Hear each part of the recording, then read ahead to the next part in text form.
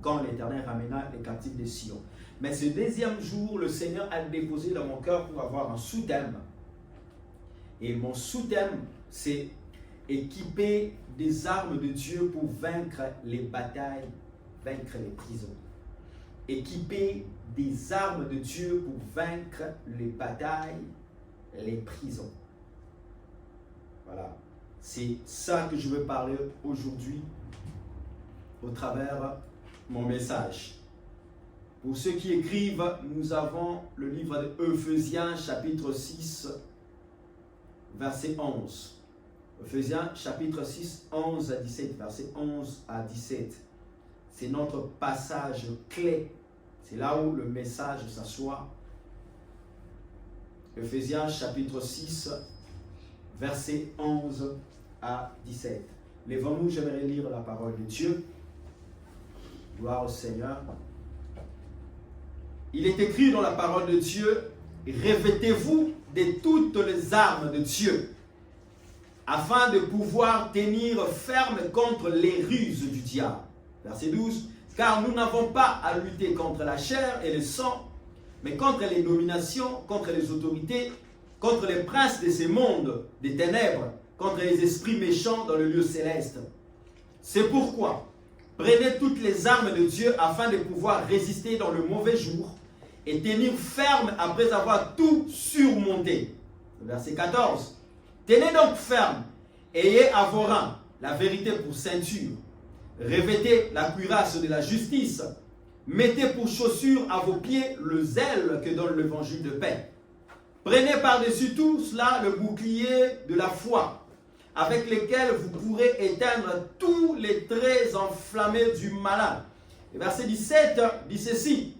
Prenez aussi les casques du salut et le paix de l'esprit qui est la parole de Dieu. Je voudrais d'ailleurs qu'on finisse même en ces deux versets qui suivent. Verset 18. Faites en tout temps par l'esprit toutes sortes de prières et de supplications. Veillez à cela avec une entière persévérance et priez pour tout le saint. Et enfin, priez pour moi afin qu'il me soit donné quand j'ouvre la bouche de faire connaître hardiment et librement les mystères de l'évangile. Amen. Amen. De faire connaître hardiment et librement les mystères de l'évangile. Mettons-nous au nom du Seigneur. Ce soir, je vais parler sur équiper les armes de Dieu pour vaincre les batailles, les prisons. Lorsque Dieu nous libère de la captivité pour nous amener à Sion, c'est-à-dire, j'avais dit que Sion est l'image de la présence de Dieu, il ne nous libère pas et il ne nous laisse pas comme ça. Dieu ne nous prend pas, il ne nous délivre pas dans la captivité pour nous ramener dans sa présence et enfin nous abandonner comme ça, enfin de nous délaisser comme ça. Dieu nous équipe toujours et il a un plan pour nous. Amen. Quand Dieu va délivrer son peuple, quand Dieu va nous libérer, c'est que Dieu nous ramène dans sa présence pour nous équiper et aussi parce qu'il a un plan pour nous. Il ne va pas nous laisser comme des enfants dépaysés. Il ne va pas nous laisser comme des enfants sans père ou sans habits. Mais le Seigneur vient pour nous équiper. C'est pourquoi aujourd'hui, je vais parler des armes et des armures de Dieu. Ici, je parlerai des armes et des armures qu'il nous faut pour vaincre les batailles, pour vaincre les prisons. Et dimanche, je parlerai de plan de Dieu pour les captifs libérés. Les plans de Dieu pour les captifs libérés. Aujourd'hui, je parle des armures, je parle des armes pour vaincre toutes les batailles, pour vaincre toutes les prisons. Parce que, comprenez une chose, qu'un prisonnier, même s'il a été libéré, il a été reconnu non coupable dans la justice, sachez-le très bien que, ou soit on les libère de la prison, sachez-le très bien que la vie continue pour lui. Il y a d'autres choses qui peuvent faire en sorte qu'il retourne encore en prison. Donc voilà pourquoi il nous faut des armures, il nous faut des armes pour ne plus retourner dans les prisons, pour ne plus retourner encore dans la captivité du malin. Et quand je parle d'équiper, c'est l'action de mettre un équipement. C'est-à-dire équiper des soldats en armes ou en uniforme, en armure. C'est ça, équiper une personne. Si je parle dans le langage militaire, c'est que nous allons porter des armures. Les soldats ont leur tenue. Et ici, l'apôtre Paul voyait le soldat ancien, en fait, dans le temps de l'Empire romain. Comment est-ce qu'il s'est vêtu, en fait? Comment est-ce qu'ils portaient leurs armures? Et il donnait cette illustration en fonction de l'armée de ces temps anciens. Équipés de soldats en armes. Nous sommes des enfants de Dieu. Le Seigneur nous a rachetés, il nous a sauvés, il nous a libérés des prisons. Parce qu'il veut faire de nous des soldats de Jésus. Amen. Souvenez-vous, il est écrit dans 2 Timothée chapitre 2, le verset 3 à 4. 2 Timothée chapitre 2, le verset 3 à 4, il dit ceci. Souffrez avec moi comme un bon soldat de Jésus-Christ. Il n'est de soldat qui s'embarrasse des affaires de la vie s'il veut plaire à celui qui l'a enrôlé. Amen. Souffrez avec moi comme un bon soldat de Jésus-Christ. Voilà. Donc, l'apôtre Paul nous voyait comme des soldats de Jésus. Écoutez, nous sommes devenus comme des soldats en Christ. Pourquoi? C'est pourquoi Dieu nous équipe comme des soldats, parce que le diable est encore sur la terre. Pourquoi Dieu nous équipe comme des soldats? C'est parce que le diable est encore sur la terre. C'est lui qui nous détenait autrefois captifs et encore sur la terre. La Bible dit dans 1 Pierre, il est en train de rôder tout autour de nous, cherchant qui il va dévorer, cherchant qui il va atteindre, cherchant qui il va détruire sa vie. C'est pourquoi, bien aimé dans le Seigneur, Dieu veut que nous nous comportions comme des soldats. Laisse-moi te dire une chose, bien aimé dans le Seigneur. Satan ne te laissera pas tranquille. Il ne nous laissera pas tranquille. Aussi longtemps qu'il est encore sur la terre, aussi longtemps on n'est pas encore dans la bataille finale, où le Seigneur viendra l'écraser et prendra le diable et les faux prophètes et l'antichrist pour les jeter dans la géhenne de feu. Tant qu'il n'est pas encore ce temps-là, on n'est pas encore en ce temps-là, laissez-moi vous dire une chose, la bataille continue encore. Le diable continuera à s'acharner sur les enfants de Dieu.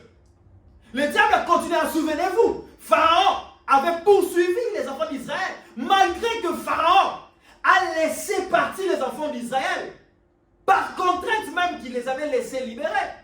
Écoutez, ce n'était pas de bon gré que Pharaon a laissé partir les enfants d'Israël.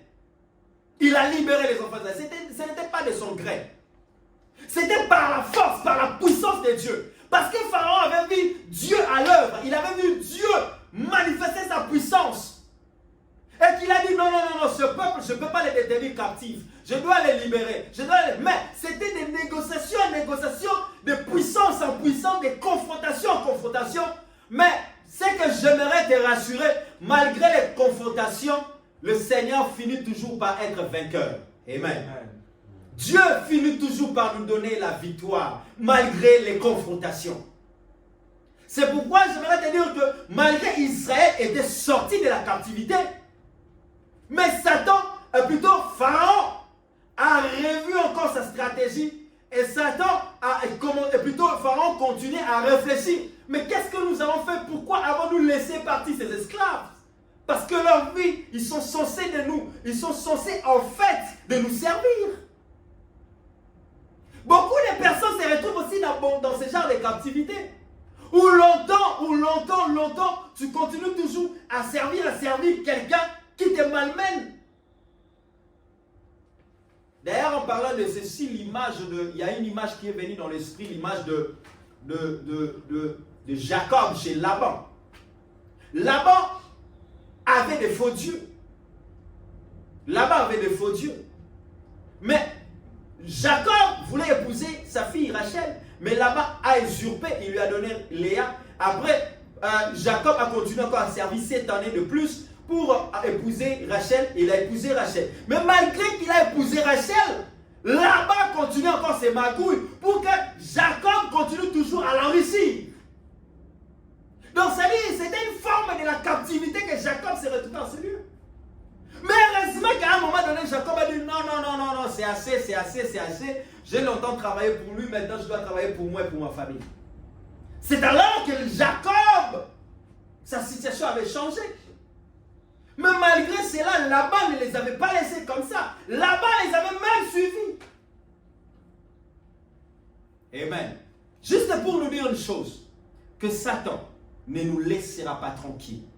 Le diable, tant que nous sommes sur la terre, tant que nous portons le nom de Jésus, tant que nous sommes sur la terre, tant qu'on s'est dit, le diable rôdera toujours autour, il va chercher toujours à nous détruire, il va chercher toujours à nous ramener dans la captivité.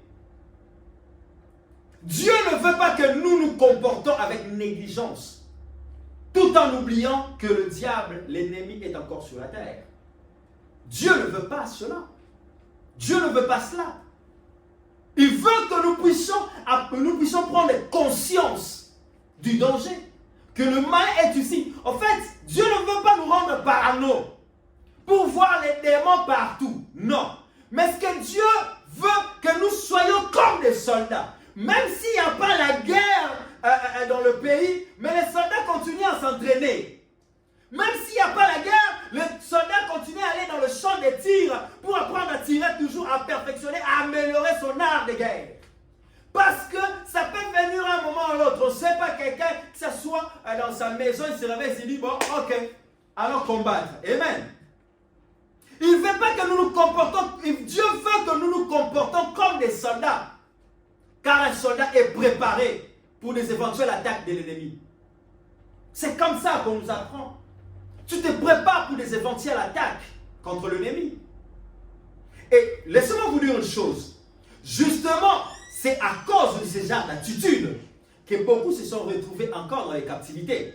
À cause de la négligence, il s'est dit, bon, ok, Dieu m'a déjà délivré, Dieu m'a déjà libéré, je vais seulement adorer, je vais seulement louer, et puis voilà, après, je pars, et tu commences à vivre comme tout le monde, alors que tu oublies que Satan n'a pas dit son dernier mot. Et Satan, c'est un grand stratège. Laissez-moi vous dire une chose, que Satan, c'est un grand stratège. S'il y a une bonne personne qui a beaucoup de stratégies, le diable. Mais heureusement pour nous, que Dieu connaît toutes les stratégies du malin. C'est pourquoi il nous donne les armures et les armes, afin de combattre ces choses. Afin de lutter contre ça. Amen. Amen. Un soldat vit toujours à part. Un soldat vit toujours à l'écart, dans un camp. Et il est prêt à intervenir dans toutes les situations, dans toutes les attaques de l'ennemi. 1 Pierre chapitre 2 verset 9. 1 Pierre chapitre 2 verset 9 et Jean chapitre 15. Nous allons lire également ce passage. Je vais prendre Jean chapitre 15. Jean chapitre 15, le verset 19. La Bible dit ceci. Si vous étiez du monde, le monde aimerait ce qui est à lui. N'est-ce pas? Si vous étiez du monde, le monde aimerait ce qui est à lui. Mais parce que vous n'êtes pas du monde et que je vous ai choisi du milieu du monde, à cause de cela, le monde vous hait. À cause de cela, le monde fait quoi? Vous hait. Vous voyez? Un soldat est mis à part. Ne te dis pas non, mais je ne comprends pas. Depuis que j'ai reçu Jésus, j'ai l'impression que le combat se multiplie dans ma vie. Oui, c'est normal. Ça va se multiplier. Ouais. Je verrai nous choquer, mais vous dire au moins la vérité et avoir la conscience tranquille d'avoir prêché ça. C'est-à-dire que le jour où c'est une bonne chose de donner sa vie à Jésus, c'est une bonne chose d'appartenir à Jésus, mais le diable largue en fait ses armes contre toi. Et c'est toi qui vas combattre. Pourquoi? Parce que toi tu connais la vérité et à travers toi, beaucoup seront éclairés. Et il ne va pas vouloir te laisser que les autres éclairent. C'est pourquoi il y aura des combats spirituels. C'est pourquoi on parle de combats spirituels. De batailles invisibles. Amen. Amen. C'est pourquoi j'aimerais dire à une personne, même en Ukraine, ils étaient tranquillement dans leur coin.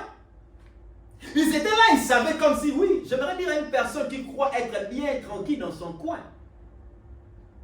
Ne pense pas que Satan va te laisser tranquille. Le malin ne laisse personne tranquille. Le diable ne laisse personne. Et même ceux qui vont signer des pactes auprès du diable. En fait, c'est déjà comme des moutons avec des cordes. On attend juste le jour où on va les sacrifier. On les laisse juste régner pour un temps parce que le diable sait qu'il va les sacrifier déjà quand le temps va venir. Satan a pitié de personne. Satan a compassion de personne. Il aime personne. En fait, il n'a pas de l'amour pour personne. Même pour ses démons, Satan n'a aucun. En fait, le royaume démoniaque, c'est dirigé par la méchanceté, la haine, toutes les mauvaises choses. Donc, du coup, entre eux, ils s'entretuent. Il y a une guerre de pouvoir entre eux. Et c'est justement, c'est dans cette pensée-là qu'aujourd'hui, nous voyons des guerres de gauche à droite. C'est lui qui suscite, c'est lui qui, en fait, suscite des généraux, des principautés, des autorités. Ils utilisent, en fait, ces genres de personnes comme des agents. Comme Dieu utilise des hommes de Dieu, des prophètes, des serviteurs, servants de Dieu, enfants de Dieu. Lui aussi, il a ses généraux, il a son hiérarchie sur la terre. Mais son royaume, son monde est dirigé par la méchanceté. Il n'y a pas la joie. C'est pourquoi vous allez voir même quelqu'un qui va, une personne qui va vendre son âme au malin. Il vend son âme au malin. Après, il a des voitures, des maisons, mais il n'est pas heureuse. Cette personne-là n'est pas heureuse. Vous le voyez avec des sourires, des semblants. Avec, soi-disant, vous montrer des voitures, des bagnoles, ainsi de suite. Mais ces gens, ils ne sont pas heureux quand ils retournent chez eux. D'autres ont peur même de retourner dans la maison. C'est pourquoi ils vendent des boîtes en boîte, des boîtes en boîte, des boîtes en boîte. Parce qu'ils savent comment la nuit ils sont maltraités par le diable. Ils savent comment la nuit ils sont traités par les malins. Des conditions que le diable les a données. Bien aimé, ce n'est pas une vie. C'est pourquoi, quand je médite la parole de Dieu, je comprends des paroles, des phrases que Jésus a dit.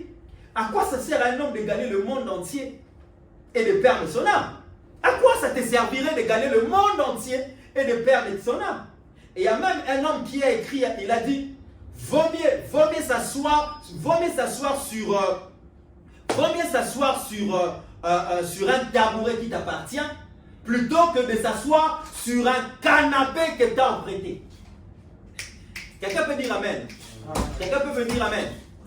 Il a dit, vaut mieux s'asseoir sur un tabouret qui t'appartient à toi-même que de s'asseoir sur un canapé que toi tu as emprunté. En fait, le gens qui devient riche par ces voies-là, donc c'est comme si le diable les a simplement prêté ces choses. Mais il va les récupérer au détriment de leurs âmes. Alors, à quoi ça sert de gagner tout ça là, de nous montrer tout ça là, alors que toi-même, consciemment, tu sais ce que tu es en train d'endurer? Regardez-le, même l'expression, même quand ils sourient, l'expression de leur visage, on sent qu'ils souffrent à l'intérieur. Intérieurement, ils ne sont pas bien. Mais ce ne sont que des aveugles qui ne peuvent pas voir ces choses. C'est pourquoi il dit, si mon peuple, si les gens périssent, c'est parce que le Dieu de ces siècles a aveuglé leur intelligence. Ah, cette phrase m'interpelle. En lieu et place que le Seigneur dise qu'il a aveuglé leurs yeux, mais il ne parle pas des yeux, parce qu'on aveugle les yeux, non? Mais là, il ne parle pas des yeux. Il dit, parce que le Dieu de ce siècle a aveuglé leur intelligence. Frère, tu peux voir sans comprendre. On te montre, même dans certaines cours, tu lis, tu regardes, mais tu ne comprends rien.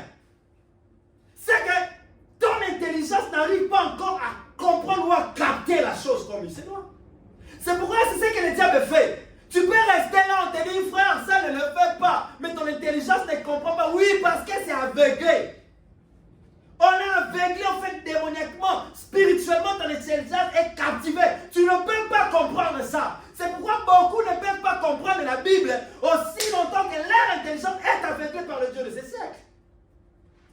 J'étais dans le monde, je ne lisais pas la Bible, je ne comprenais pas la Bible. Et je voyais une grosse Bible là, avec beaucoup d'écrits noirs. Et une fois j'ouvrais, ça me donnait mal à l'aise. J'ai fermé ça, j'ai laissé ça là-bas. J'ai dit, comment lire ça? Rien qu'un seul verset, je n'arrivais pas à le lire. Mais le jour où le Seigneur m'a délivré, le jour où le Seigneur a renouvelé mon intelligence, je pouvais lire la Bible de Genèse à Apocalypse. J'ai passé des nuits et des nuits et des nuits. J'ai déjà fini la Bible de Genèse à Apocalypse. Et là, j'ai encore recommencé à relire ma Bible. Amen. Pourquoi? Parce que mon esprit est tellement, mon intelligence, du jour au jour, le Saint-Esprit est en train encore de me donner la compréhension. C'est pourquoi j'arrive à comprendre les choses. Écoutez, je vais vous montrer une photo ici. Ça va vous étonner. Ici. Amen. Amen. Frères et sœurs, comportons-nous comme des soldats de Jésus. Ne croise pas les bras à ta maison pour dire que tranquillement, je suis sur moi et le malin ne va rien me faire. Je suis là. Qui t'a dit que le malin ne va rien te faire? Peut-être que dans ton coin, là où il te laisse, c'est là où il veut vraiment t'achever bien. Savez-vous combien de gens sont morts à cause de la solitude? Et la pensée de suicide, ça vient quand? Quand tu es seul. Quand tu es dans ton coin, dans ta maison, tu ne pars pas à l'église. Tu ne fréquentes pas les frères et sœurs dans le Seigneur. Vous ne partagez pas, vous échangez pas. Vous ne priez pas ensemble. Tu es dans ton coin. Et le diable, qu'est-ce qu'il fait? Il te jette des pensées de suicide. Et pourtant, tu pouvais être aussi avec des frères et sœurs dans la foi. La Bible dit que le faible soutient les forts. Et plutôt que les forts soutiennent les faibles. N'est-ce pas? Et que tu peux t'affaiblir, un autre frère te dit non, non, non, non, sœur, non, non, toi ta place n'est pas ici. Non, non, tu ne dois pas faire ça, ne te suicide pas. Non, non, non, non, Dieu t'aime et tout ça. Ça te fortifie encore, ça t'encourage et tu continues à marcher. Amen. Amen. Voilà, frère, sœur. Mais toi, tu es seul, dans ton coin là, toute seule. Non, voilà pourquoi beaucoup, ne vous étonnez pas, se sont suicidés. On vient les trouver dans leur maison, on vient les trouver pendus, d'autres se sont jetés dans les trains, d'autres se sont, je ne sais pas moi. Voilà, frère, sœur. Comment le diable nous isole? Comment le diable va vouloir t'isoler? Loin de l'église, loin du peuple de Dieu, loin de tout ça. Il va encore te ramener à la captivité. C'est des comportements à ne pas adopter. Parce que c'est des comportements que le diable injectera pour t'isoler afin de t'achever. Amen. Amen. Comportez-vous comme des soldats de Jésus. Paul dit, souffrez avec moi comme un bon soldat de Jésus-Christ. Un soldat n'a pas peur de la guerre parce qu'il a été préparé en fonction de ça. Amen. Il n'a pas peur de ces choses. C'est pourquoi, bien aimé Seigneur, les gens étaient tranquilles à l'Ukraine. Ils étaient calmement, ils étaient là. Mais quand les Russes se sont décidés d'aller les attaquer, qui les avait poussés à les attaquer? Écoutez, le combat spirituel ne se limite pas à la portée individuelle. Mais le combat spirituel a une très grande portée que ça peut dépasser votre imagination. C'est pourquoi Dieu a dit dans Éphésiens que nous n'avons pas lutté contre la chair et le sang, mais contre les principautés, des dominations, des gens qui dominent ce monde. Avec quelle pensée? De nuire aux autres. Alléluia. Amen. Non, je me fais souffrir. Tu pleures, ça ne change rien. Arrêtez. Prie, lève-toi, prie, sois comme un soldat de Jésus. Tu vois rien, prie, déclare des choses. C'est ça un soldat de Jésus. Alléluia. Un soldat ne recule pas. Ukraine a même enrôlé des personnes. Russie de l'autre côté, lui aussi cherche à enrôler même des personnes, des enfants, des mineurs pour aller combattre. Bien-aimés dans le Seigneur, souffrons comme un bon soldat de Jésus-Christ. Comme un soldat de Christ. Amen. Le diable ne te laissera pas tranquille. Un soldat est mis à l'écart, un soldat est mis à part. Un soldat ne se comporte pas comme tout le monde. Hey, est-ce que tu es déjà sorti si tu vois un soldat passer là? Amen. Tu as déjà vu un soldat ici? Je ne parle pas des policiers, je ne parle pas des gendarmes. Je parle des soldats de l'armée. On le voit dans des points stratégiques entre les aéroports. Parce que là, si en fait, les aéroports des frontières, là on peut voir l'armée là. Pourquoi? C'est des entrées. C'est des portes. En fait, c'est des portes pour entrer dans la ville. Ils font saisir ces choses. Déjà, la personne est chez toi. La personne dans ta porte, il est déjà presque chez toi. Amen. C'est pourquoi c'est dans des coins stratégiques. Dans des coins stratégiques, on place l'armée. Pas n'importe où. C'est ça un soldat en Jésus. Tu es là, oui. Dans des coins stratégiques, spirituellement, tu es là. Je sais que par là, le diable va vouloir entrer. Et je suis soldat de Jésus. C'est là où je fléchirai mes genoux et je prierai encore et encore et encore. Amen. Amen. Souffrez comme des bons soldats de Jésus.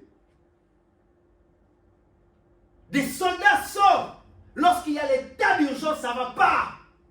Ah là, on comprend maintenant que là, c'est le soldat qui doit maintenant prendre le relève. C'est ça les soldats de Jésus. Amen. Les soldats sont dans des camps, ils sont disciplinés. Je ne parle pas des soldats récalcitrants déserteurs, non. Je parle des soldats disciplinés. Un soldat, il est discipliné, consacré à l'armée. C'est de la même manière que nous aussi, nous sommes consacrés à l'Éternel. Consacrés à Jésus, consacrés à Dieu.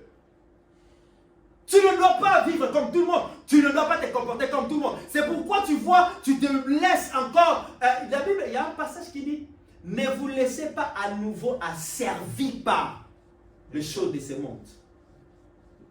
Quand on dit à nouveau, c'est-à-dire avant tu étais, on t'a délivré. Là, tu te laisses encore asservir. Donc, ça veut dire que ça peut atteindre tout le monde. Personne n'est exempté, y compris les pasteurs, les prophètes, les docteurs. Ne vous étonnez pas de voir les pasteurs abandonner des mains. Devenir je ne sais pas moi qui. Parce que ça peut atteindre tout le monde. La bataille a une très grande portée. Amen. Très souvent, la plupart des gens qui ont négligé ce point, cet aspect de leur vie spirituelle, ont retourné dans le monde. Commencent à vivre aujourd'hui dans la compromission aujourd'hui. Pourquoi? Parce qu'ils négligeaient des paramètres que le diable peut atteindre au travers d'une femme, que le diable peut atteindre au travers d'un homme, que le diable peut atteindre au travers des réseaux sociaux, que le diable peut atteindre, c'est des portes. Toute porte qui permet d'entrer dans ton cœur et de t'atteindre, c'est de quoi stratégique tu dois te comporter en soldat de Jésus. Amen. Amen. Ah, je crois que tu me comprends. Amen. Les combats spirituels, les armes que nous portons, les armes que nous portons, elles ne sont pas charnelles, elles sont spirituelles. Elle est spirituelle. Amen. C'est pourquoi ne pense pas que si Dieu t'a délivré de la captivité, ce que le diable te laissera tranquille. Non. Satan ne te laissera pas tranquille. Amen. À cause de ça, beaucoup sont retombés dans le piège du diable. Ah, ok. Bon, prie. Bon, je prierai demain. Bon, je vais prier quand j'aurai le temps. Bon, je vais prier à un moment donné. Bon, je vais gêner quand j'aurai le temps. Quand j'aurai le temps, Satan ne te laissera pas non plus avoir du temps. Vous savez pourquoi Dieu parle de racheter le temps? Parce qu'il ne nous laissera pas toujours avoir du temps. Il n'y aura toujours pas du temps. On aura un problème. Le temps, c'est un grand facteur dans le combat spirituel. Le temps.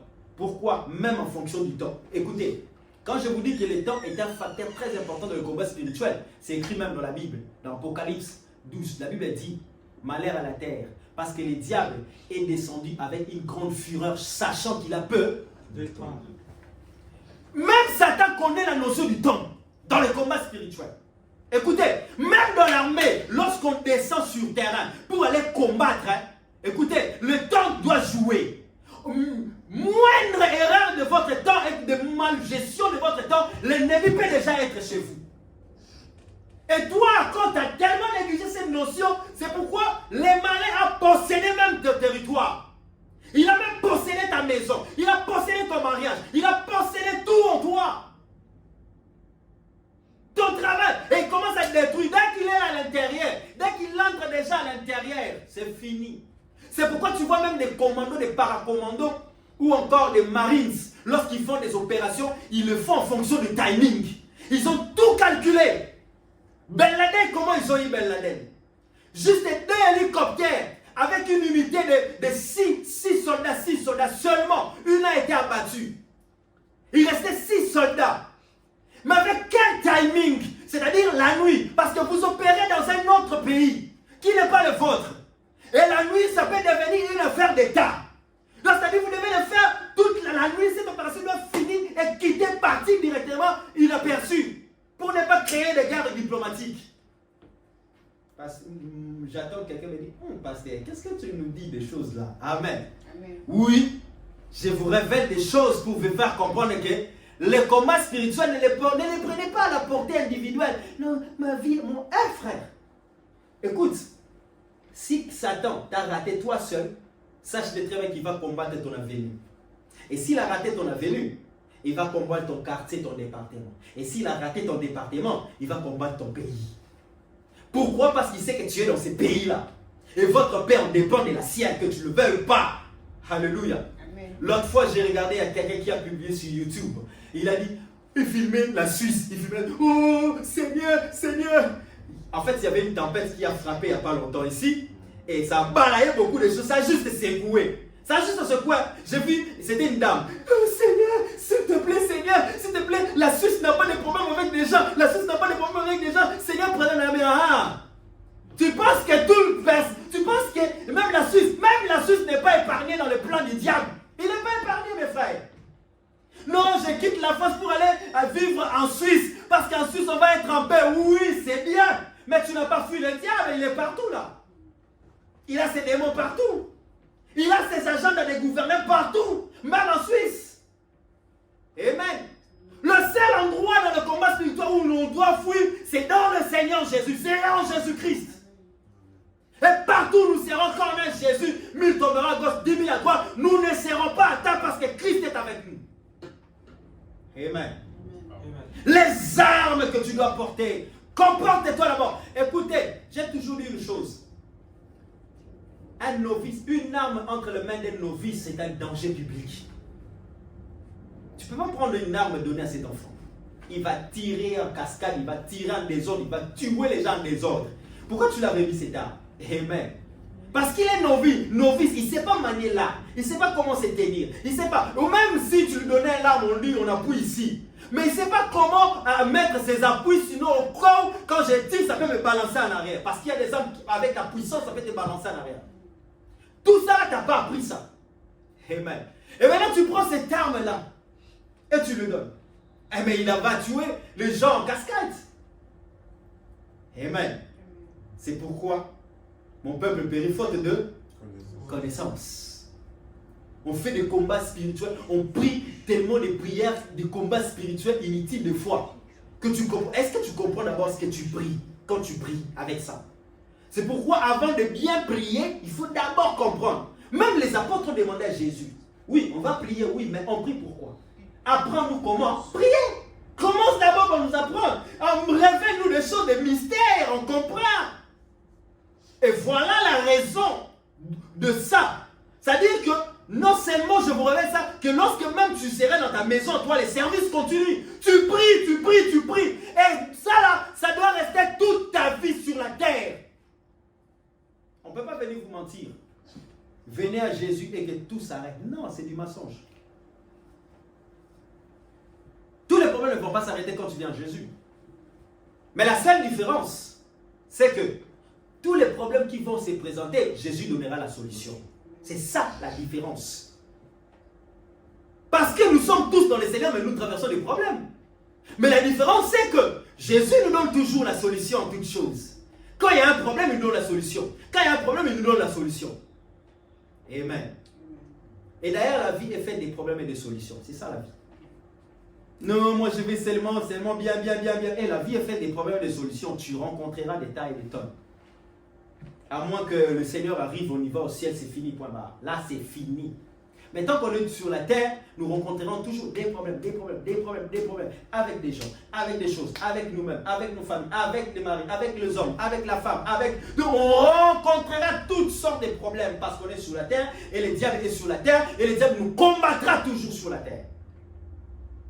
C'est pourquoi, comporte-toi maintenant soldat de Jésus.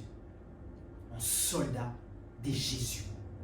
Dans le combat, maintenant, on donne une arme à un soldat, pas à un novice. À un soldat. C'est pourquoi même vous allez remarquer, beaucoup prennent ça à la légère. Même les choses de Dieu, il dit, même un nouveau converti, ne le faites pas rapidement devenir serviteur du haut de la chair, commence à prêcher. Le Père, il va commencer à faire des dégâts. Oui, des dégâts. Quand je dis des dégâts, c'est des dégâts. C'est-à-dire que, parce qu'il y a encore des choses qu'il doit apprendre, à être formé. Est-ce que je me fais comprendre? Amen. Amen. C'est pourquoi j'ai dit, en attendant le retour du Seigneur, le retour final du Seigneur et la bataille finale, nous devons vivre comme des soldats de Jésus-Christ. En attendant le retour du Seigneur. En attendant la bataille finale de Gog et Magog, où le diable sera détruit, ainsi de suite, nous devons vivre comme quoi? Comme des soldats de Jésus. Une arme, quand je dis l'armée, c'est juste un ensemble d'équipements défensifs qui protègent le corps ou le membre, comme la cuirasse, le casque. C'est ça une armure. C'est l'ensemble de l'équipement que tu portes qui te protège, qui protège ton corps, qui protège. C'est ça l'armure en fait. C'est pourquoi il y a aujourd'hui dans notre époque, il y a ce qu'on appelle des antiballes. Nous avons des casques militaires. Des casques militaires, ça permet lorsqu'on tire une balle, ça peut taper là, mais ça n'entre pas dans ta tête. Parce que c'est antiballe. Nous avons des antiballes qui couvrent cette partie, tous les parties vitaux de l'homme, de l'être humain. Et parce que si on essaye d'atteindre les parties vitaux, c'est la mort pour toi. On protège ça. On avait des casques, on avait des boots. Et à l'époque où Paul est en train de parler de l'armure, les boots que les soldats mettaient, il y avait des clous. C'est pourquoi vous allez voir même dans nos boots militaires, on avait des boots sont différents avec des chaussures que vous portez. C'est vraiment gros, avec des dents justement là, pour te permettre, même dans le combat corps à corps, même tout ça là, que tu aies un bon appui, tu as l'assurance, que tu ne peux pas glisser quoi que ce soit. Tout ça, ça compte dans l'armée. Amen. Amen. Une arme, c'est un instrument qui sert à attaquer, offensif ou à se défendre. Et l'arme, ça peut être un couteau, ça peut être un revolver, un GP, comme on appelle, et tout ça là, une Kalachnikov, et ratatatatata, que tu vois là. Donc, ce sont des armes. Mais ça reste une arme que tu peux attaquer ou te défendre. Tu peux t'attaquer si tu vois que l'ennemi commence à essayer de prendre, tu attaques, ou encore l'ennemi veut vraiment posséder ton territoire, tu te défends. Ou l'ennemi t'attaque, toi tu te défends. Vous voyez? Ah, c'est ça. Vous savez, à un moment donné, Abraham s'est comporté à un soldat. Parce qu'à un moment donné, les gens croient qu'Abraham n'a jamais combattu. Et Abraham a eu un combat spirituel beaucoup dans sa vie. Un jour, on vient annoncer à Abraham que ton neveu Lot a été kidnappé. Abraham, le père de la foi. Et il a rassemblé les serviteurs, les soldats, et ils sont allés combattre. Ils ont pris les armes, ils sont allés attaquer. Amen. Bien aimés dans le Seigneur, nous tous, ça a commencé depuis le temps jusqu'à aujourd'hui. Nous devons nous comporter comme des soldats. Ne laisse pas l'ennemi entrer ton territoire, posséder ton territoire. Un soldat est éveillé. Utilise ton armée, utilise tes armes contre toutes les attaques du malin. Et là, tu peux vaincre les batailles. Tu ne peux pas retourner. Pourquoi? Parce que lorsque tu ne peux pas retourner dans la captivité, lorsque les diables veulent s'en prendre toi, lorsque les diables veulent t'attaquer, tu ne peux pas retourner dans la captivité parce que tu as des armes et des armures. Amen. Ne te laisse pas intimider par le diable. Ne te laisse pas intimider par les malins. Ces armures, en fait, nous aident à nous défendre contre les assauts de l'ennemi. Ces assauts. Quels sont les assauts de l'ennemi? Les ruses. Et là, on parle des combats spirituels. Les ruses du diable. Notez ceci. Un ruse signifiant poursuite par des voies détournées. C'est ça le ruse. Des poursuites par des voies détournées. Ou encore, il évoque la fourberie, la tromperie, le mensonge. En fait, le ruse est un terme exhaustif qui inclut tout péché, toute pratique immorale, toute fausse théologie ou fausse religion, tous les attraits trompeurs du monde. C'est ce qu'on appelle le ruse. Et le diable connaît ces choses. Satan peut utiliser la religion pour vous captiver. C'est pourquoi ne soyez pas étonnés, aujourd'hui nous avons des fausses religions. C'est des armes, c'est des ruses à laquelle le diable utilise la fourberie, la tromperie, les mensonges, pour venir tromper afin de vous détenir captifs, de revenir dans la captivité autrefois que Dieu vous a délivré. Il vient avec des théories et des soi-disant doctrines. Amen. Il y a même des églises sataniques. Il y a des églises sataniques. Oh my God. Oh my God. Est-ce que je peux avancer? Amen. Est-ce que je peux continuer? Amen. Amen. Les ruses. Satan utilise des ruses. Il est venu voir Adam et Ève, là où le péché est en train. Il est venu voir Adam. Et il est venu voir Ève. Il dit, Ève, Dieu n'a-t-il pas réellement dit que vous ne mangerez pas de toutes les arbres qui sont dans le... Est-ce que Dieu avait... Est-ce que quand Dieu a créé Adam, il avait interdit tous les arbres de ne pas toucher? Non, qu'un seul. Dieu avait interdit quoi? Qu'un seul. Qu'un seul arbre. Mais lui, Satan, il vient avec le ruse. Parce qu'il ne connaissait pas quel est l'arbre à laquelle le Seigneur lui avait dit. Il ne savait pas c'était situé où. Mais il vient chez la femme. Dieu n'a-t-il pas réellement dit que vous ne mangerez pas de toutes les arbres du jardin? La femme a dit non, non, non, non. Dieu nous a dit que nous mangerons toutes les arbres du jardin, sauf celle du milieu. Donc, il a révélé la vérité. Ah, Satan dit, ah, c'est ça. Mais ça, c'est l'arbre de la connaissance du bien et du mal. Oh, Dieu veut vous priver ça. Parce que si vous mangez, vous devenez comme des dieux. Écoute, vous devenez comme nous, des dieux, quoi. Voilà. On ne vous donnera plus les ordres. Vous ne serez plus les ordres des dieux. Vous ne serez plus sous les ordres des dieux. Voilà, machin. C'est ça maintenant le même langage aujourd'hui. Fais ce que tu veux. Vis comme tu veux. Donc, tu n'as pas des ordres à recevoir chez quelqu'un. Même pas Dieu. Tu n'as pas des ordres à recevoir de lui. Donc, vis ta vie. Fais ta vie. Comme tu veux, c'est des paroles des Illuminati, des paroles des francs-maçons. Ça n'a pas commencé aujourd'hui, même depuis les temps anciens. C'est les diables qui les a inspirés. Fais ce que tu veux. Or, en faisant ce que tu veux, tu ne fais plus la volonté de Dieu. C'est pourquoi je vais m'enivrer comme je veux.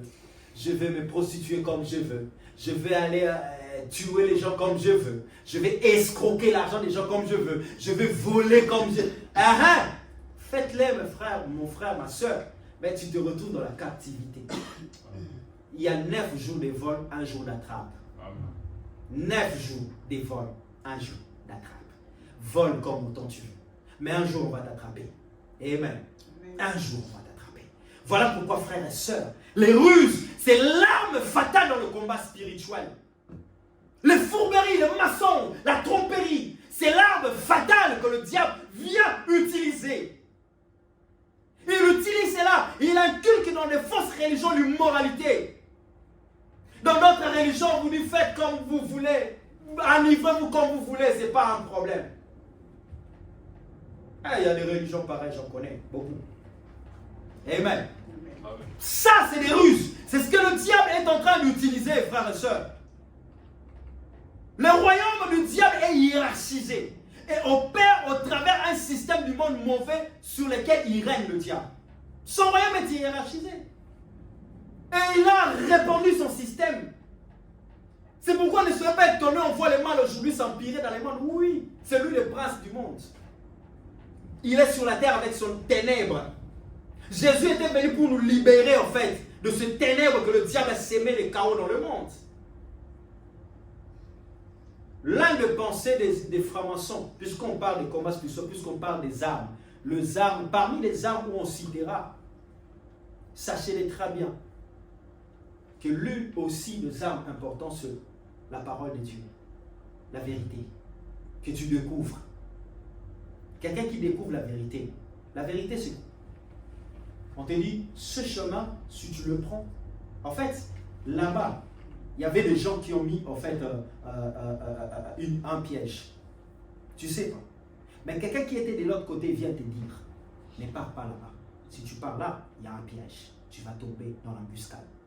Dévie le chemin. C'est ce qu'on appelle la vérité. On t'a révélé ce que les gens ont caché. C'est ce que Dieu nous révèle. Et ce que le diable ne veut pas qu'on sache. C'est ça le plus grand combat dans la parole de Dieu. C'est pourquoi tu auras toujours des fatigues à lire la Bible. Tu auras toujours des fatigues à méditer la Bible. Mais quand il s'agit de rester dans la télé, il n'y a pas de sommeil. Quand il s'agit de regarder les choses sur TikTok, des heures et des heures, tu es dans les réseaux sociaux, il n'y a pas de sommeil. Mais quand tu prends simplement la Bible, oh là là, premier verset, tu commences à somnoler. C'est des attaques. C'est pas normal. Je te dis, c'est des attaques, c'est pas normal. Amen. Je répète encore, c'est des attaques, c'est pas normal. Si jusqu'aujourd'hui, étant qu'enfant de Dieu, serviteur chrétien, tu es incapable de lire des chapitres, tu es incapable de finir un évangile selon Marc, selon Luc, selon Jean, incapable de le finir, alors tu as un problème. Tu as un problème, sérieux. Et c'est là que le diable te combat. C'est là que le diable nous combat. Amen. Amen. Faites très attention avec ça. C'est pourquoi il dit dans Ephésiens 6:12, car nous n'avons pas à lutter contre la chair et le sang, mais contre les dominations, contre les autorités, contre les princes de ce monde et des ténèbres, contre les esprits méchants. Donc regarde son hiérarchie, regarde comment il opère. Il y a les hiérarchies. Ici on fait allusion aux pratiques les plus abominables et les plus répugnantes. y compris bien aimé les perversions sexuelles les plus infâmes. L'alcoolisme et le culte de Satan. En parlant de ça, l'alcoolisme et le culte de Satan. En parlant de ça, que Dieu aide son peuple. J'ai eu à découvrir une très grande église dans le monde. Son architecture sont des architectures occultes. Et c'est un homme reconnu. J'ai été trop choqué. Quand j'ai dit trop choqué, trop choqué. Alors, là, je vous montre juste sur Facebook. Frère, il y a cette page et l'autre. Hein? Tu regardes là, tu passes là, tu lis juste là, ici, et tu fais passer aux autres. Vite. Amen. Pour vous comprendre que les combats spirituels dépassent la portée individuelle. C'est une portée mondiale. Quand le diable combat, il ne te combat pas seul. Quand le diable combat, il combat et l'humanité tout entière. Et c'est son système qu'il a mis en place. C'est son système. C'est sur Facebook. Hein. Beaucoup sont des amis. Hein. Et le diable, et regardez ce qu'il a écrit, ce qu'il a dit. Le diable combat. Nous n'avons pas lutté contre la chair. Ce n'est pas le combat, ce n'est pas ton frère, ce n'est pas ta soeur, ce n'est pas ta mère, ce n'est pas ton oncle. Ce n'est pas ça le combat en fait. Non, c'est elle. Non, ce n'est pas lui. C'est le combat que nous avons à lutter, c'est contre les esprits méchants qui peuvent utiliser des hommes, des personnes. Amen. Alléluia. Amen. Oui, c'est pourquoi à un moment donné, Pierre pouvait marcher avec Jésus. Mais quand le diable est venu pour s'aimer certaines théories, oh non Seigneur, s'il est possible, restons ici, faisons 30 ans. Jésus retourne et dira, arrière de moi Satan. Ça, ce n'est pas la pensée qui vient de Dieu, mais c'est la pensée qui vient du diable. Arrière de moi Satan. Il n'a même pas dit arrière de moi Pierre. Il a dit arrière de moi Satan parce qu'il avait compris que, vous savez, il y a d'autres personnes qui sont tellement possédées par les démons qu'ils peuvent vous dire des choses, tu crois que c'est lui qui te dit la chose, mais ce n'est pas lui, mais c'est les démons qui ont lui qui dit la chose. Amen. Amen. C'est pourquoi quelqu'un qui a l'esprit de Dieu peut détecter facilement, souvent même dans l'évangélisation, il y a même des réponses que des personnes ont eu à nous donner dans l'évangélisation. Tu viens ici, quelqu'un qui te dit un truc qui, ça te fait rappeler, j'aurais dit je continue avec mes études, être ingénieur ou docteur, en quoi j'ai accepté de servir Jésus pour venir écouter les insultes pareilles ou des réponses pareilles. Ou des réponses pareilles. Mais au fil du temps, avec l'expérience, le Seigneur nous a démontré des démons miroirs qui existent. Les démons miroirs existent aussi. Pendant que toi tu parles de Jésus, lui, tu as l'impression comme si ce que tu lui dis là, ce que tu lui parles de Jésus, tu as l'impression comme si tu ne le lis pas, il ne t'écoute pas. Ça va ailleurs. C'est des démons miroirs en fait, les esprits dans le domaine d'évangélisation. Tu peux commencer à parler, frère, tu vois, Jésus a dit, commence par soit à chanter, soit à... oui, mon frère, t'as dit quoi là? Attention. C'est pourquoi avant d'aller même évangéliser, priez. En fait, que vous ne soyez pas découragés quand vous allez rencontrer ces choses. Parce que les démons aussi vont aller vous barricader le chemin. Souvenez-vous quand Daniel a fait une prière. Dieu a envoyé Gabriel, n'est-ce pas, pour venir faire quoi? Venir avec une réponse. Mais après, qu'est-ce que la Bible dit? Les princes des Perses ont arrêté Gabriel en cours de chemin. En fait, la réponse n'atteigne pas Daniel. Mais vous savez qui est venu délivrer? C'était Michael qui est venu délivrer la chose. Et Gabriel a acheminé la réponse. C'est pourquoi je vous dis, le combat spirituel n'a pas seulement une portée individuelle. C'est un combat de l'humanité. Satan, il combat le monde et toute sa créature, sans exception. Comme ça par les présidents de la République jusqu'au huissier, je ne sais pas moi quoi. Tout le monde, le diable combat tout le monde. Tout ce qui a été créé à l'image de Dieu, le diable le combat. Amen. C'est pourquoi, frère, tu dois comprendre que je me couche, je m'endors, je m'endors à sécurité parce que l'Éternel est avec moi. Je me réveille, Dieu est avec moi. Et l'homme prudent voit les mains de loin et il se cache. C'est ça un soldat de Jésus. Tu as ton armure qui te permet de te cacher aussi. Tu as ton armure qui te permet de te cacher. Amen. En fait, les ruses, les fourberies, les tromperies du diable ne puissent pas t'atteindre. Nous n'avons pas lutté. Voilà les choses que nous luttons. Vous êtes des amis avec de telles personnes. On vous écrit 7 Illuminati 7 sur Facebook. Après, on vous dit devenir plus riche et puissant spirituellement en adhérant au temple Illuminati. Donc, c'est clairement, les choses autrefois, on savait que c'était caché. Aujourd'hui, ça ne se cache plus. Le combat est devenu réel. Seuls les aveuglés ne voient pas. Seuls les gens qui se comportent en négligence dans les choses de Dieu qui ne voient pas. Écoutez, la négligence peut devenir fatale dans ta vie et peut t'écouter la vie. Ah, on a des expériences. La négligence dans les choses de Dieu peut t'écouter la vie. Peut t'écouter la vie de tes enfants. Peut t'écouter beaucoup de choses en toi. Parce que tu as négligé cet aspect spirituel. Je répète encore. Je ne nous enseigne pas pour devenir paranoïa de voir les démons partout, mais c'est la réalité que je vous enseigne que c'est réel ces choses. C'est juste que tu dois être prudent et prudente et se comporter comme un soldat de Jésus. Aussi longtemps que Jésus n'est pas venu, Satan est sur la terre, il va nous combattre. Alors, sois comme un soldat, avec tes armes et ton armure. S'il n'attaque pas, moi aussi je suis toujours dans mes défensives. S'il essaie d'attaquer, j'entre en mode offensif. Moi aussi j'attaque. Je suis dans mes défensives. Je loue, j'adore, je prie, je lève, je glorifie. Mais quand je vois que ça ne va pas, je prie, j'intercède. Amen. Amen. Laisse pas passer les choses. Laisse pas passer les choses. Laisse pas passer les choses. Le combat, les armes, les chrétiens pour vaincre les batailles. Quand le Seigneur nous a délivrés, il vient maintenant, il fait de nous ses serviteurs, ses enfants, et il nous donne des armes, des armures.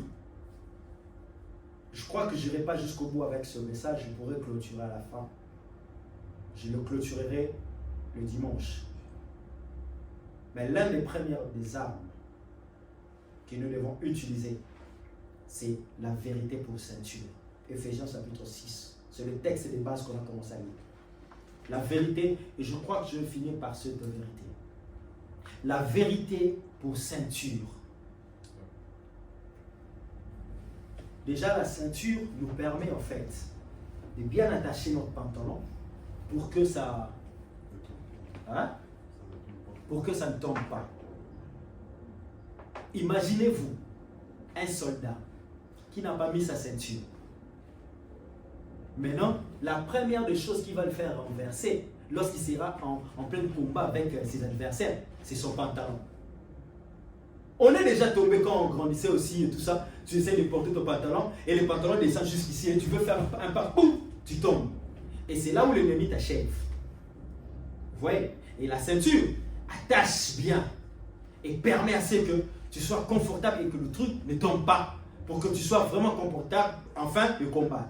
Alors ici, il s'agit d'un engagement sincère à se battre sans hypocrisie, dans la maîtrise de soi et le dévouement jusqu'à la victoire. C'est-à-dire, tout ce qui te gêne doit être mis à côté. Vérité pour ceinture. La vérité pour ceinture, c'est-à-dire que tu dois porter la vérité de la parole de Dieu comme ta ceinture. Ça ne doit plus te quitter. En d'autres termes, faites attention. Quand tu combats les diables, on ne combat pas les diables avec ses propres armes. Amen. Amen. On ne combat pas les diables avec ses propres armes. Je m'explique. Il y a des gens, je fais des mauvais rêves. Ok, oui, c'est bon.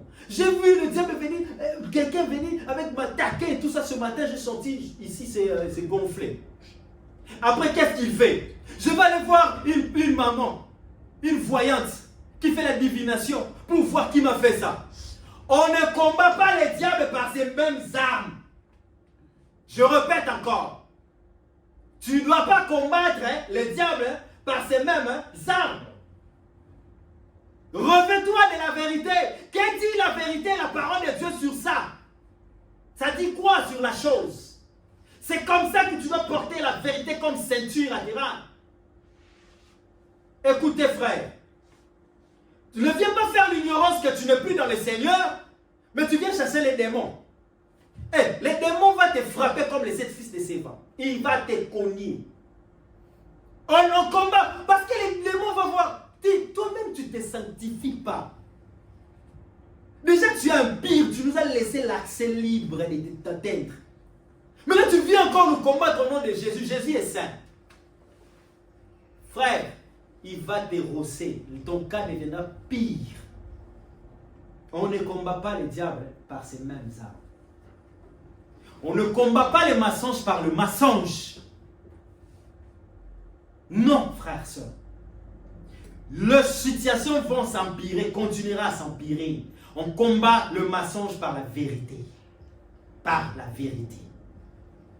Revêtez-vous de la vérité comme ceinture au rang. Tout ce qui se dit bien, lisez avec moi le dernier passage. Lisez avec moi Hébreux chapitre 12, le verset 1. Tout ce qui gêne doit être mis de côté. Hébreux chapitre 12, verset 1.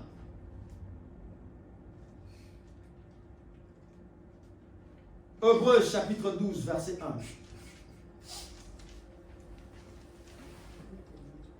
Est-ce que nous sommes là? Amen.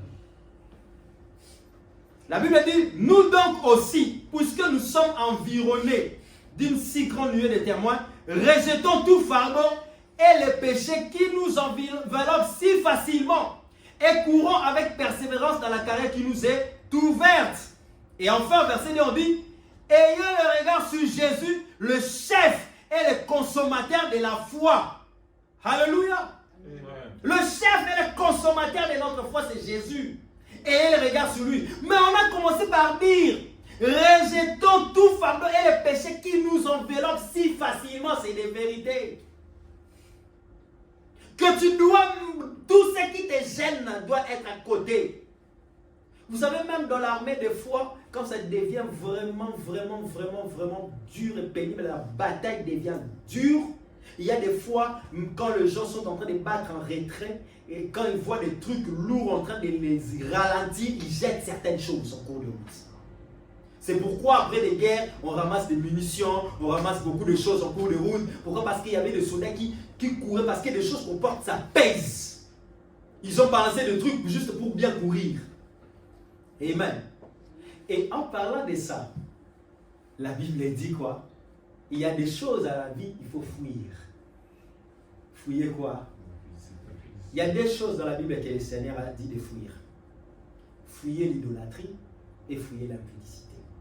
Deux choses dans la Bible. Fouiller ça et fouiller l'idolâtrie. C'est des choses que tu dois fuir. Pourquoi? Pourquoi il faut fuir l'impudicité? Dans le combat spirituel, dans les différentes religions, beaucoup ont fait le vœu de la chasteté. Et d'autres, vous allez voir comme par exemple des moines chinois, des Bouddhas. Et ils disent, nous ne allons pas coucher avec une femme de peur de perdre l'énergie. Nous voulons canaliser l'énergie. Et l'énergie que tu perds là, quand tu le fais, en fait c'est utilisé dans le monde ténèbre. C'est pourquoi Dieu veut que tu le fasses avec ta femme. Avec ta femme, fais comme tu veux. Personne ne va vous interdire. Mais ne les fais pas là-bas, de gauche à droite, ainsi de suite. C'est ce qui va te causer, ce qui va causer ta propre perte. Ta propre perte. Parce que vous dégagez même de l'énergie. Et le diable vient utiliser ces choses. C'est pourquoi il faut faire très attention avec ça. Très attention. Dieu ne nous dit pas quelque chose en vain. Ces derniers temps, je suis en train de dire, j'ai dit à quelqu'un, voyez comment est-ce que Dieu fait. Dieu, comment il fait les choses. Je vais dire ça à la fin, puisqu'on va couper ce message. La personne va peut-être regarder ça. Je vous dirai ça à la fin. Je vais finir, je vais clôturer. Et fuir l'idolâtrie, c'est le pire des abominations. Comment tu peux comparer Dieu à des statues? La Bible dit, c'est à l'Éternel, lui seul, qu'on rendra un culte. Toi, tu prends des effigies, des photos, tu mets dans ta maison, soi-disant, tu rends un culte à ces dieux-là. Ah, frère. Tu t'attires des malheurs pour rien du tout. Amen. Tu t'attires des malheurs pour rien du tout. Chez moi, c'est un principe.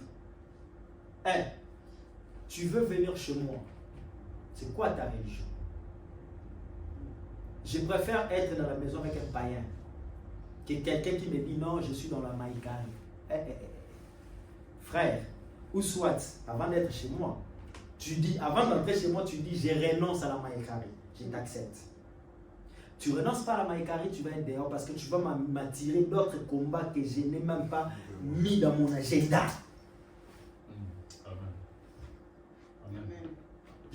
En fait, je ne hais pas la personne. Et je ne chasse pas non plus comme ça la personne sans lui proposer des solutions. Je commence par te dire, moi ici chez moi, c'est Jésus. Si toi dans ta maïkari, tu viens chez moi, mais tu es dans la maïkari, frère, laisse ça, je ne sais pas moi où.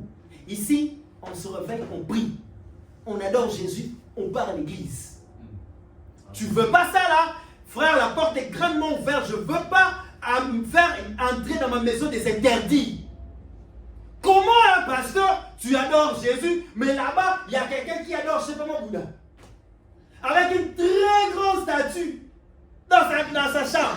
Frère, à un moment donné, circulez aussi la chambre de vos enfants.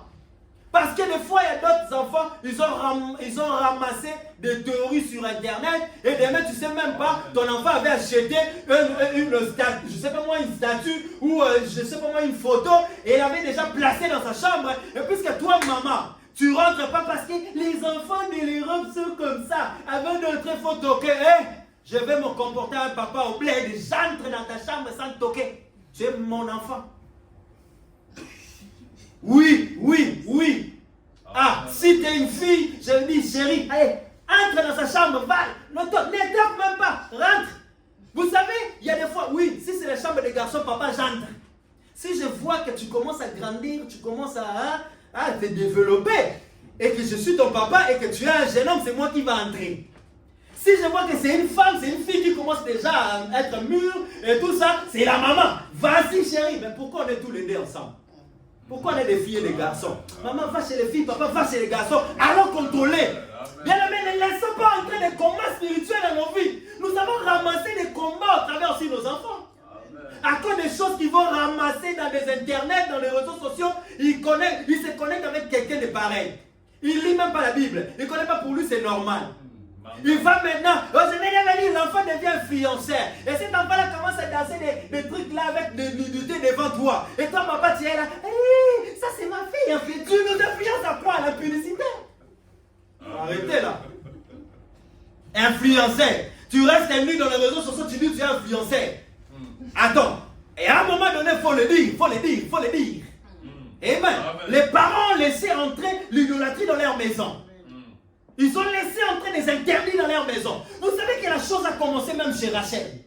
Rachel, Jacob a dit, on va quitter la maison de Laban rapidement, on va fuir. Mais Rachel, au lieu de partir comme ça, il fait quoi? Il va prendre les statues de son père Laban et il fuit avec.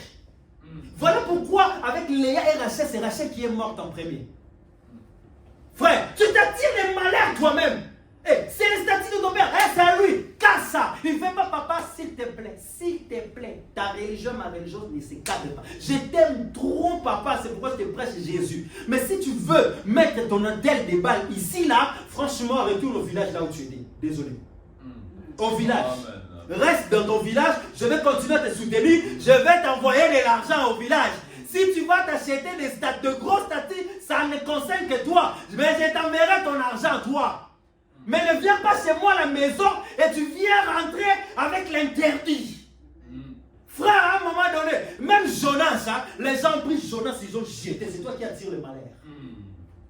Et Jésus va plus l'air ici, ta main gauche devient une pierre d'achoppement. Coupe-les. Vaut mieux d'entrer au ciel avec une main estropiée, plutôt un estropié, plutôt que d'aller en enfer avec tous les bras. Je préfère avoir des pas. Je suis en train de dire, il y aura beaucoup de paralytiques au ciel. Parce que beaucoup de choses auront à couper des choses. Ils coupent. C'est spirituel les choses que je dis. Amen. Amen. Contrôlez vos enfants.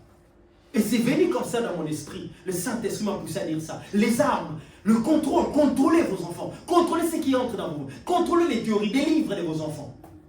Il n'y a pas longtemps, on parlait des initiations à la magie, à la sorcellerie, même dans les écoles. Même dans les écoles. Et il y a des livres que les enfants viennent. C'est pourquoi j'ai dit, comportez-vous en soldat. Un soldat, il est éveillé. Un soldat est éveillé. Pendant que toi tu dors, nous on ne dort pas. Tu peux te dire que je dors, mais je ne dors pas. Mais reposer et rester dans un seul endroit, c'est deux choses différentes. Mais je capte tout. Je te dis, je capte tout. J'observe tout. Tu peux te dire, lui là, il comprend rien. J'observe tout. Je comprends tout. J'ai cette faculté par la grâce de Dieu. C'est pourquoi, bien aimé dans le Seigneur, le combat spirituel est réel. Et les armes que nous devons porter, revêtons-nous de quoi? Des armes spirituelles aussi. La vérité comme ceinture. Commence à faire le ménage dans ta maison. Commence à casser, à briser, à détruire des choses que tu ne trouves pas normales. Dans vos réseaux sociaux, toutes les personnes que tu vois, tu es ami dans les réseaux sociaux. Et que tu vois, il te balance de tels trucs.